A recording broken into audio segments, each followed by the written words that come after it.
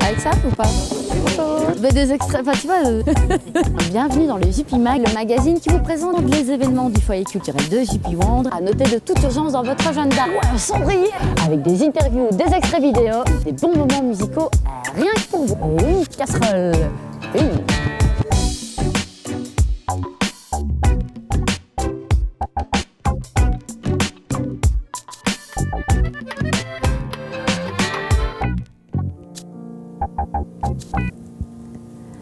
Nous sommes à l'Académie de musique Grétry de Liège à la recherche d'un de ses professeur et pianiste qui sera sur scène le samedi 28 avril à la salle Prévert à JP, bien entendu, pour un récital de piano qui nous emmène en voyage.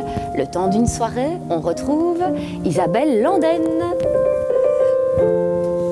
Bonjour Isabelle, tu vas bien? On t'interrompt un peu comme ça. Le samedi 28 avril, donc, tu as prévu de nous emmener en voyage. Mais oui, dans deux villes fabuleuses, à Vienne et Budapest.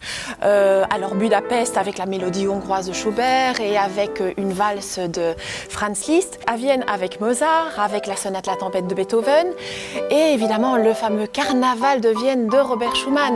Et également deux pièces de Clara Schumann. Quel était le lien avec tous ces compositeurs? Il y avait une envie particulière derrière tout ça, nous emmener à Vienne et Budapest. Pourquoi? Mais oui, j'ai été très émue lorsque je me suis promenée dernièrement dans les allées du cimetière central de Vienne. Je me suis recueillie sur la tombe de Schubert, de Mozart, de Beethoven. Et je me suis dit, il faut faire revivre ces compositeurs lors d'un récital et faire partager mon amour de cette musique aux auditeurs. Parmi tous ces grands compositeurs, est-ce qu'il y en a un préféré chez toi? Oui, Robert Schumann. Robert Schumann. Oui. Et c'est d'ailleurs avec son Carnaval de Vienne que je terminerai mon récital. Donc, le Carnaval de Vienne, Robert Schumann, Mozart, Beethoven, autant de compositeurs à découvrir le samedi 28 avril prochain lors du récital de piano Voyage à Budapest et Vienne d'Isabelle Landenne. Le foyer culturel de JP Wandre vous a concocté des city trips d'un jour, d'un week-end et même plus dans les plus ravissantes villes d'Europe. Au menu, Maastricht et le fort d'Ebenemal, Amsterdam et Keukenhof, une balade comté et gourmande, le Mont-Saint-Michel, sans oublier la grande nouveauté de cette année, 9 jours dans les plus belles villes d'art italiennes. Tous les détails auprès d'Angela Cutillo au 04 370 16 80 ou sur notre site internet www.jpculture.be.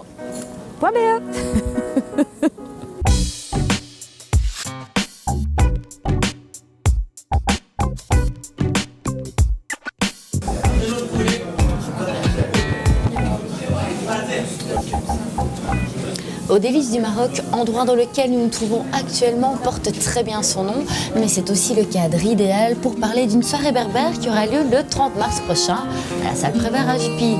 Avec nous, Jamal El Atiaoui et Najib Amazir.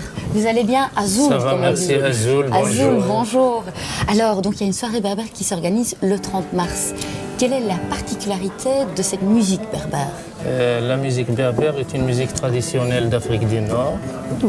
Elle se base sur 3 éléments, c'est le rythme, la mélodie et la poésie. C'est une tradition ancestrale, ça consiste à... La tradition du thé aussi, qu'on profite. Oui. Merci Najib. Donc il y a la guitare que l'on voit ici. Oui, il y a le bandir, c'est une percussion, il y a la flûte, il y a le kamanja, c'est comme un violon berbère, ça s'appelle le kamanja. Et à cette soirée berbère, il y aura tous ces instruments. Vous êtes combien? C'est un groupe, vous êtes présent, vous êtes musicien, chanteur. Oui. C'est merci. Vous avez organisé la soirée en tant que président du centre de l'association culturelle berbère Tamazir. Voilà, donc vous êtes vraiment, vous êtes amis aussi, je pense, dans la vie. Et cette soirée-là, donc, il y aura tous ces instruments présents? Il y aura plusieurs instruments, en tout cas. Il y aura le bendir, par exemple, la percussion berbère. Il y aura la flûte. Il y aura le derbouka. Donc il y aura des instruments comme ça. Vraiment, pendant toute une soirée, on va complètement être emmené vers cette culture très riche, d'ailleurs. Un cadre plutôt chaleureux nous attend. Nous aussi, il y a un très bon repas qui nous attend. Donc n'oubliez pas, c'est le 30 mars prochain à la salle Prévert à Jupy à 20h30.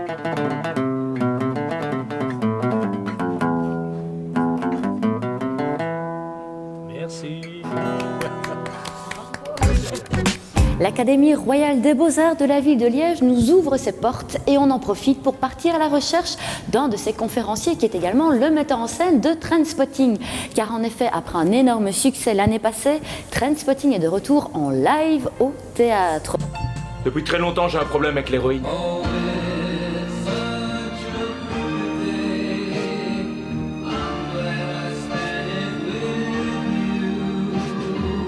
Pour nous en parler, qui mieux que le metteur en scène lui-même, Luc Jaminet. Bonjour Ça va bien, Luc ? Céline.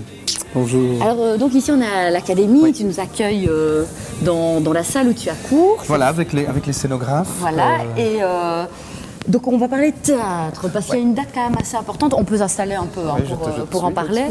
Donc il y a Trainspotting le 20 avril. Est-ce que tu peux me dire le but de mettre en scène ce film qui est quand même un film culte, à la base c'est du lourd. Oui, tout à fait. Alors dans mon film évidemment, mais d'abord roman, Oui. d'Irvine Welsh, Oui. et puis je pense que le grand moteur de s'attaquer à ce texte, c'est vraiment de faire un constat de société et de dire qu'à l'heure actuelle, plus que jamais, avec une société de plus en plus matérialiste, avec des pertes de valeur quelque part pour les jeunes, mais c'est pas facile de trouver sa place. C'est moi, putain de fixe, Marquis! T'es raide scotché.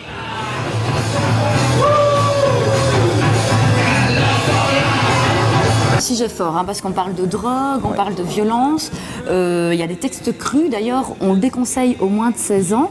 Et justement, concernant ça, est-ce que tu as des réactions particulières de la part du public ? Ce qui est pour moi marquant, c'est que quand j'étais dans la salle comme spectateur, on la sent vraiment vivre, un peu comme une attraction foraine. On monte dans la nacelle de la montagne russe, ça monte, et puis à un moment, il y a un point comme ça de non-retour où on sent que les spectateurs plongent avec les personnages, et là c'est vraiment très, très excitant parce qu'ils vivent un beau voyage émotionnel. Est-ce qu'il y a une scène qui te touche, toi ? Il y a la belle scène de shoot. Où il se pique avec les aiguilles, c'est monté de façon très réaliste, donc je pense que les spectateurs y croient vraiment, et ça c'est un moment très excitant dans le spectacle. Oui, le 20 avril prochain, à la salle Prévert à Jupy. En tout cas, Luc, merci beaucoup pour ton accueil dans ce très bel endroit. Est-ce que tu me fais un peu visiter, Allez, me dire ce qui s'y passe ? Tu donnes cours là ou... Non, là-bas. Ah putain, qu'est-ce qu'on peut foutre? Je sais pas. Trouver un boulot?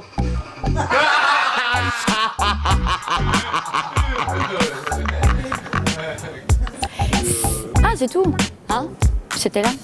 Avec ça ? Là. C'est dans la salle d'exposition de l'Académie royale des beaux-arts de la ville de Liège qu'on se quitte. Mais notez déjà une date incontournable. Les Pirates font leur grand retour les 19 et 20 mai prochains lors de la grande fête des enfants au parc de Wandre. En attendant, retrouvez notre programmation complète. Ainsi que la rediffusion de cette émission sur notre site internet www.jupyculture.be. Contactez-nous également au 04 376 80. N'hésitez pas à nous rejoindre sur Facebook et désormais sur Twitter. Ciao. Je suis trop lourd.